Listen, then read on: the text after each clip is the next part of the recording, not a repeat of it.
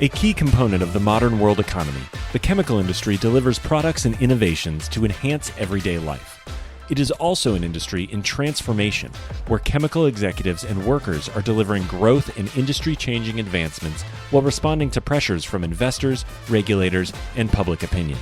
Discover how leading companies are approaching these challenges here on The Chemical Show.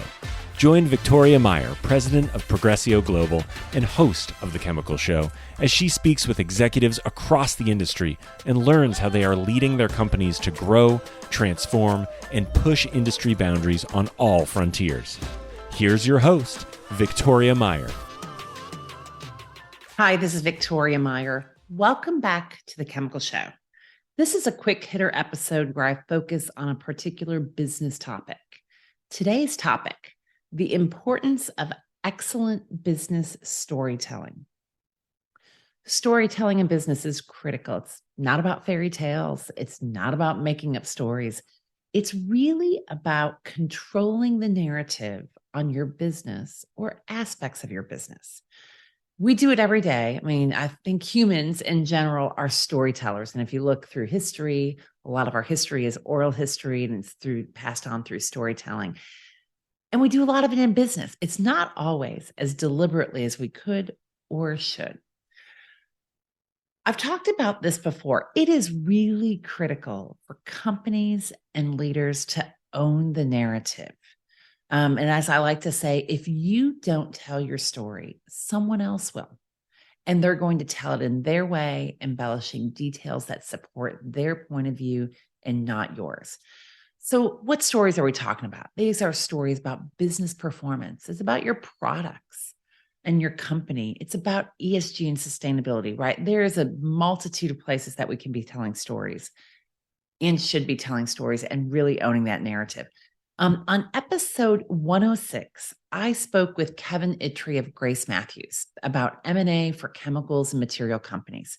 And if you listen to that episode, you'll recall that Kevin talked about when a company is in a deal-making process, let's just say potentially selling their business, it is absolutely critical to articulate that business story in a compelling manner. Where you are today, where your business is going, managing the story, the narrative, the optics, and really creating value in the eyes of the beholder, whether it be the buyer or the seller, right? This is also supported by a recent Harvard Business School study about economics, not about storytelling. This was about economics. What that study found is if you want your target audience to remember the message the next day, tell a story. So Thomas Graeber, who's a professor at Harvard Business School, conducted this study entitled Stories, Statistics, and Memory. And he found that people were more likely to recall information over a much longer period when it's wrapped in an anecdote as opposed to statistics, right? And I think across the industry, we are number lovers. And it's easy to say, oh, well, the numbers tell the story. I'm sorry, the numbers don't tell the story. The numbers tell us something. And it relies on us as individuals and as leaders to wrap a story around it and make sure that when people are looking at the numbers, understanding the numbers, that we help them using a story, we help them get to the answer. For simplicity, when we talk about business storytelling, I'm breaking this into two broad categories. One is the brand story and variations of it, right? Your company, your people, your products, and the value they create. There's a multitude of stories that need to be told around that. The second type of story that it's really critical to manage and own is the results story. Your business performance, your business strategy and vision, the direction that you're going. Heck, stories around negotiations and how that needs to take place, right? Again, when you think about the results story, there's a multitude of places that stories need to be told. How do you tell a good story about your business, though, right? So when you think about that, what is critical in telling that story? So number one, storytelling, when we think about business, is really about interpreting the facts. Heck, storytelling, not just about business, but about life, is about interpreting the facts, right? So you and I both had the experience where You're telling a story and you're about an experience that you had with a friend, and your friend is telling the same story completely differently, right? They experience differently, they narrate the story differently. Stories can be told in a multitude of ways. Um, and that's really because storytelling, in many ways, is interpreting the facts. It's creating an emotional connection, and helping cement that event, the facts, etc., in somebody's mind. When you're getting ready to tell a story and really deliberately thinking about the story that you're telling, there are a few things that, a few pointers that I've got to help with business storytelling. Number one, start with the end in mind. We've heard the Stephen Covey um, statement of start with the end in mind.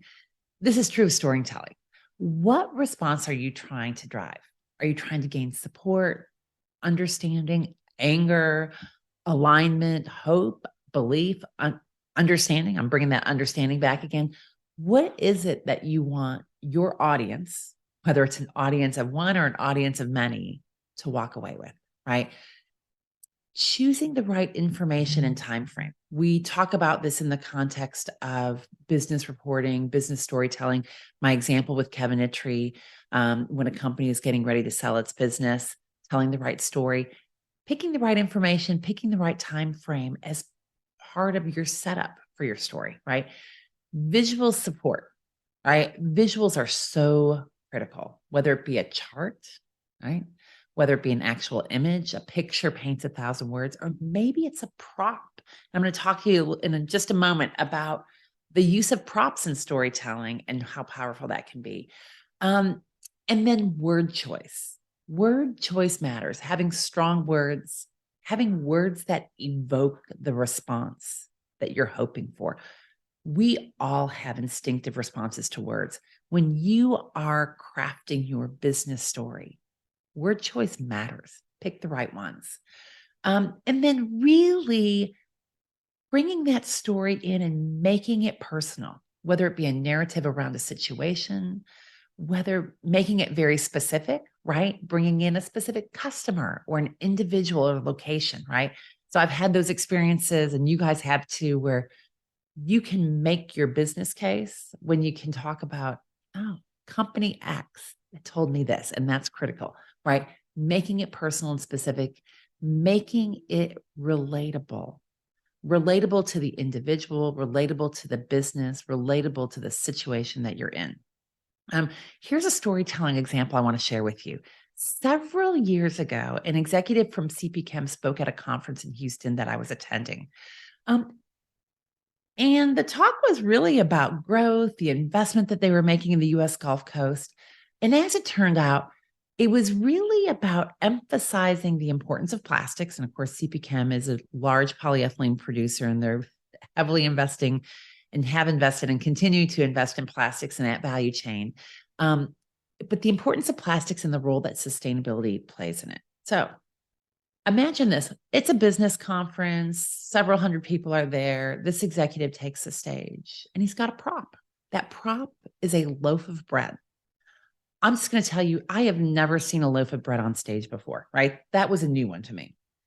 Well, that loaf of bread was really relatable, and he utilized that prop as part of his story, right? So the story being, bread in plastic packaging, very common, familiar to most of us when you look at the store shelves, maybe what you have in your pantry, and a loaf of bread in a plastic bag uh, lasts twice, three times, four times as long as a loaf of bread that maybe is just sitting on the counter, or a loaf of bread that's in paper, right? Number one, it's a great prop. Two, it's really relatable. We all understand loaves of bread. We've had the experience that with it going bad, with it getting hard and drying out, et cetera. And recognition that, gee, that plastic bag for that very simple loaf of bread um, made it last longer.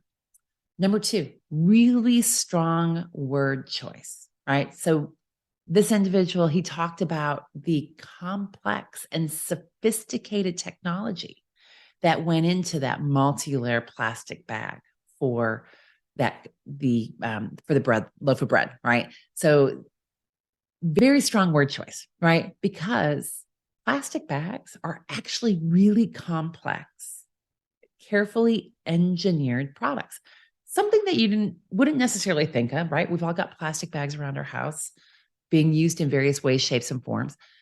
He used very deliberate word choice to evoke the sense that, hey, this is actually, while it may be cheap, it is really sophisticated. It is critically important, and it's well thought out what the product is and how it's used, right? So simple prop, loaf of bread, very relatable, strong words.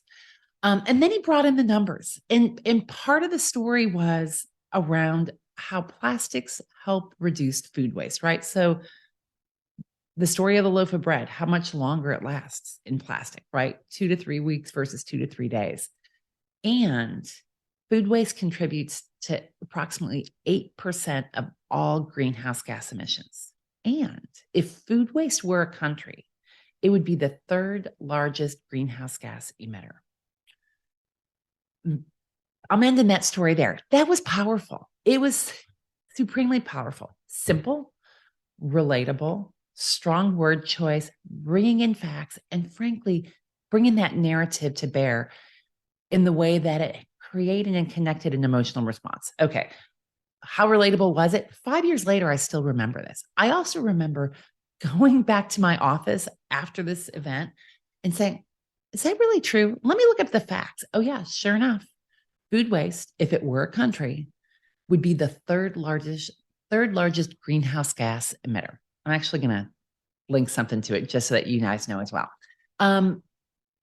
Compelling story, the power of business storytelling to build support, to create your narrative, to instill your point of view and elicit some understanding, empathy, emotion in your business, your facts, your economics, your data, your story.